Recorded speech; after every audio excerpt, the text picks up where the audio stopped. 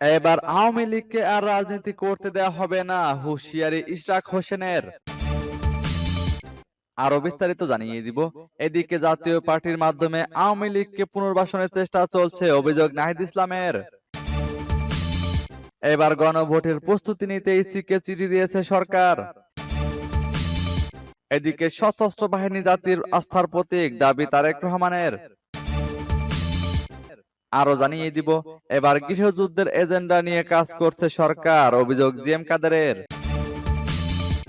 এদিকে ফের কর্মবিরতির হুঁশিয়ারি প্রাথমিক শিক্ষকদের।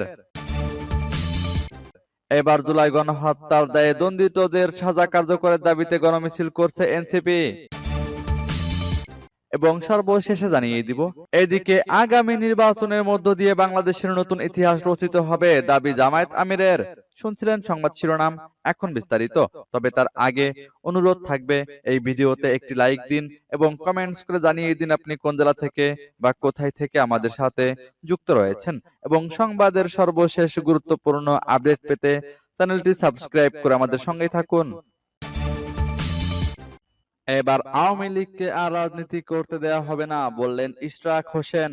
কার্যক্রম নিষিদ্ধ আওয়ামী লীগকে আর বাংলাদেশে রাজনীতি করতে দেওয়া হবে না বলে হুঁশিয়ারি দিয়েছেন বিএনপির আন্তর্জাতিক বিষয়ক কমিটির সদস্য ও ঢাকা ৬ আসনের ধানের শীষের প্রার্থী ইশরাক হোসেন।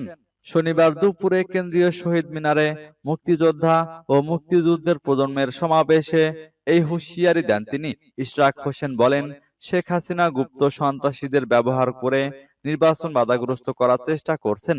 বাংলাদেশে আওয়ামী লীগকে আর রাজনীতি করতে দেওয়া হবে না। নিজেদের ভেতরের বিভেদ দূর করার আহ্বান জানিয়ে তিনি বলেন, বিভেদ আন্দোলনকে দুর্বল করবে। জুলাই আন্দোলনের সব দল ঐক্যবদ্ধ না থাকলে বহিঃশত্রুরা দেশকে করদ রাষ্ট্রে পরিণত করতে পারে। দেশকে করদ রাষ্ট্রে পরিণত হতে দেওয়া যাবে না উল্লেখ করে তিনি বলেন, দেশের স্বার্থে সব ধরনের বিভেদ ভুলে এগিয়ে যেতে হবে। এদিকে শনিবার রাজধানীতে এক অনুষ্ঠানে বিএনপির মহাসচিব মির্জা ফখরুল ইসলাম আলমগীর বলেছেন, দেশে গণতন্ত্র প্রতিষ্ঠিত থাকলে সবার অধিকার নিশ্চিত করা যায়। ছাত্র জনতা যে পরিবর্তনের পথ তৈরি করেছে, সেই সুযোগ কাজে লাগাতে চান তারা। এদিকে জাতীয় পার্টির মাধ্যমে আওয়ামী লীগকে পুনর্বাসনের চেষ্টা চলছে, বললেন নাহিদ ইসলাম। জাতীয় পার্টির মাধ্যমে আওয়ামী লীগকে পুনর্বাসন করার চেষ্টা হচ্ছে বলে অভিযোগ তুলে এনসিপির আহ্বায়ক নাহিদ ইসলাম বলেছেন, এই ষড়যন্ত্রের বিরুদ্ধে মাঠে থাকবে তার দল। শনিবার বিকেলে প্রেস ক্লাবে এনসিপির গণমিছিল পরবর্তী সংক্ষিপ্ত সমাবেশে তিনি এসব কথা বলেন। জাতীয় পার্টি ফ্যাসিবাদের সহযোগী ছিল উল্লেখ করে এনসিপির আহ্বায়ক বলেন, জুলাই হত্যাকাণ্ডের বিচারের পাশাপাশি দল হিসেবেও আওয়ামী লীগ ও তাদের সহযোগী দলগুলোর বিচার করতে হবে। এ সময় গুম, খুন ও মানবতাবিরোধী অপরাধের বিচার অব্যাহত থাকবে। নির্বাচনের আগে এমন প্রতিশ্রুতি দিতে অন্তর্বর্তী সরকার ও রাজনৈতিক দলগুলোর প্রতি আহ্বান জানান নাহিদ ইসলাম। আর দল হিসেবে আওয়ামী লীগ ও জাতীয় পার্টির বিচারের দাবি জানিয়ে এনসিপির মুখ্য সমন্বয়ক নাসির উদ্দিন পাটোয়ারি বলেন, এনসিপি যতদিন থাকবে ততদিন আওয়ামী লীগ বাংলাদেশে রাজনীতি করতে পারবে না। শেখ হাসিনার আত্মপক্ষ সমর্থনের নৈতিক ভিত্তি নেই মন্তব্য করে দলটির সদস্য সচিব আক্তার হোসেন বলেন, সাহস থাকলে শেখ হাসিনা আদালতে আত্মসমর্পণ করে আত্মপক্ষ সমর্থন করতেন। এবার গণভোটের প্রস্তুতি নিতে ইসিকে চিঠি দিয়েছে সরকার। প্রধান নির্বাচন কমিশনার বলেন, আইন না হওয়া পর্যন্ত কমিশন এ বিষয়ে কাজ করতে পারবে না। আশা করা হচ্ছে আগামী সপ্তাহেই গণভোট আইনটি পাশ করা হবে। সেই আইন অনুযায়ী কমিশন প্রস্তুতি ও সিদ্ধান্ত নেওয়া শুরু করবে। গণভোট হলে 4টি পয়েন্টেই হ্যাঁ না ভোট হবে। অন্তর্বর্তী সরকার গণভোটের প্রস্তুতি নিতে নির্বাচন কমিশনকে চিঠি দিয়েছে বলে জানিয়েছেন প্রধান নির্বাচন কমিশনার এম নাসির উদ্দিন। এক্ষেত্রে জাতীয় সংসদ নির্বাচনের দিনে গণভোটের আয়োজন করতে বলা হয়েছে। শনিবার বিকালে রাজধানীর একটি হোটেলে Asian network for free elections কর্মশালার সমাপনী অনুষ্ঠানে তিনি এ তথ্য জানান। একই দিনে নির্বাচন ও গণভোট করা ইসির জন্য চ্যালেঞ্জিং জানিয়ে নাসির উদ্দিন বলেন, গণভোটের প্রস্তুতি নিতে নির্বাচন কমিশনকে চিঠি দিয়েছে সরকার। একই দিনে নির্বাচন ও গণভোট আয়োজনের জন্য এমন মুখোমুখি পরিস্থিতি আগের নির্বাচন কমিশনে কখনো হয়নি। প্রধান নির্বাচন কমিশনার বলেন, আগের নির্বাচন কমিশনকে এতটা চ্যালেঞ্জ মোকাবেলা করতে হয়নি যা বর্তমান নির্বাচন কমিশনকে করতে হচ্ছে।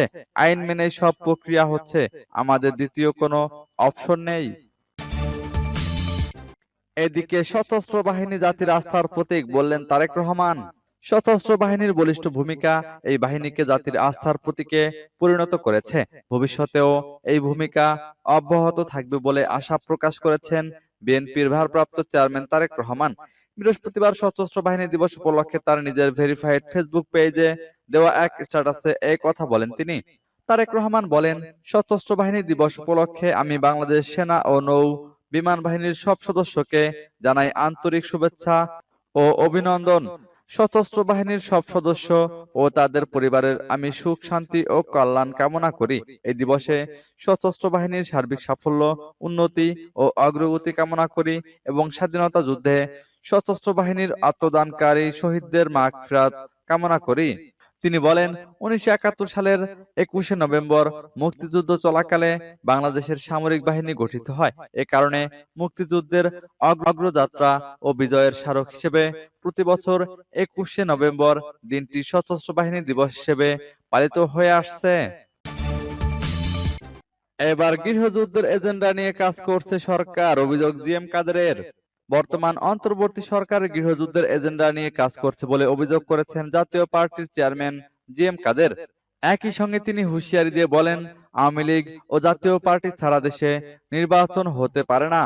বৃহস্পতিবার বিকেলে রাজধানীর কাকরাইলে দলের কেন্দ্রীয় কার্যালয়ের সামনে জাতীয় পার্টির উপজেলা দিবস উপলক্ষে আয়োজিত এক আলোচনা সভায় তিনি এসব কথা বলেন। জিএম কাদের বলেন, দেশে এ মুহূর্তে যে অন্তর্বর্তীকালীন সরকার রয়েছে তা একটি নির্দিষ্ট দলের প্রতি পক্ষপাত দুষ্ট।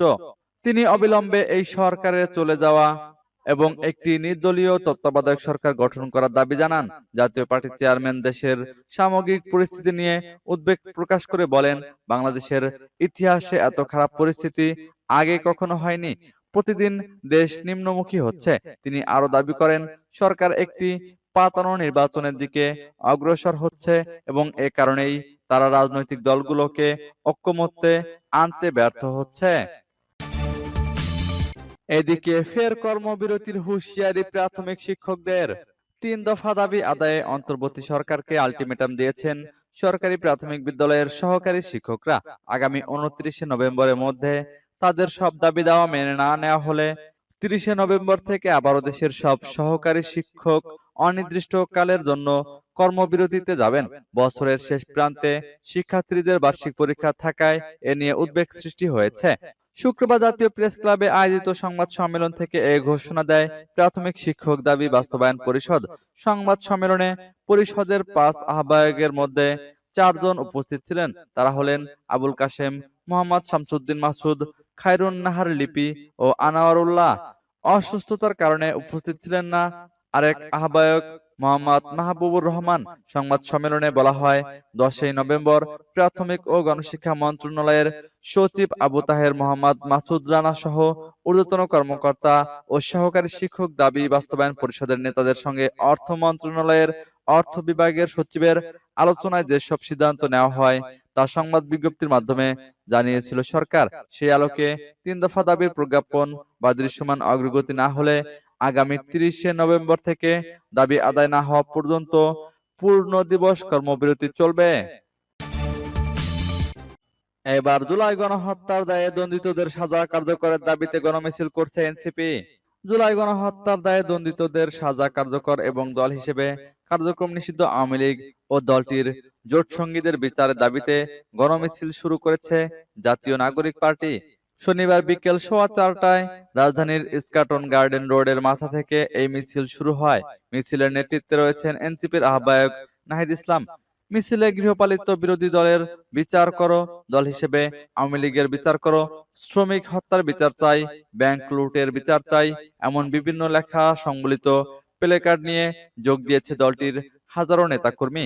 এ সময় নেতাকর্মীরা দিল্লি না ঢাকা, ঢাকা ঢাকা মুজিববাদ মুজিববাদ, মুর্দাবাদ মুর্দাবাদ, দড়ি লাগলে দড়ি নিয়ে হাসিনার ফাঁসি দে, লিক দেওয়ার জেলে ভর প্রভৃতি স্লোগান দিতে থাকেন। এনসিপি ছাড়াও গণমিছিলে অংশ নেয় জাতীয় শ্রমিক শক্তি, জাতীয় ছাত্র শক্তির নেতাকর্মীরা। মিছিলটি শাহবাগ মোড় হয়ে জাতীয় প্রেস ক্লাবের সামনে গিয়ে শেষ হবে। প্রেস ক্লাবের সামনে সংক্ষিপ্ত সমাবেশে বক্তব্য দেন এনসিপি নেতারা। এদিকে আগামী নির্বাচনের মধ্য দিয়ে বাংলাদেশের নতুন ইতিহাস রচিত হবে বললেন জামায়াত আমির। আগামী নির্বাচনের মধ্য দিয়ে নতুন বাংলাদেশের নতুন ইতিহাস রচিত হবে বলে মন্তব্য করেছেন বাংলাদেশ জামায়াত ইসলামের আমির ডাক্তার শফিকুর রহমান। শনিবার বেলা 12:30টায় ঝালকাঠির নেছারাবাদ মাহফিল ময়দানে বাংলাদেশ হিজবুল্লাহ জমিয়াতুল মুসলিহিন এর উদ্যোগে জাতীয় প্রতিনিধি সম্মেলনে তিনি এ মন্তব্য করেন। জামায়াত আমির বলেন, আগামী নির্বাচন স্বচ্ছ ও অংশগ্রহণমূলক হবে বলে আশা করি। এখানে জনগণের ভোটে জনপ্রতিনিধি নির্বাচিত হবে। কোন রকমের পেশি শক্তি ব্যবহার হলে, কোন গোষ্ঠী যদি নির্বাচনে ভোট কাটার চেষ্টা করে, জনগণ তাদের শক্ত হাতে প্রতিহত করবে। আগামী নির্বাচনের মধ্য দিয়ে নতুন বাংলাদেশের নতুন ইতিহাস রচিত হবে। ডাক্তার শফিকুর রহমান বলেন, বিগত দিনের মতো যদি কেউ ভোট ইঞ্জিনিয়ারিং বা কেন্দ্র দখলের চেষ্টা করে, তবে তার উপযুক্ত জবাব দেওয়া হবে। সব জুলুম, ফ্যাসিবাদ ও জাতিকে বিভক্ত করার অপচেষ্টার বিরুদ্ধে লড়াই অব্যাহত থাকবে। কারো রক্তচক্ষু তোয়াক্কা না করেই ইসলামের পক্ষে সব শক্তিকে ঐক্যবদ্ধ থাকতে হবে।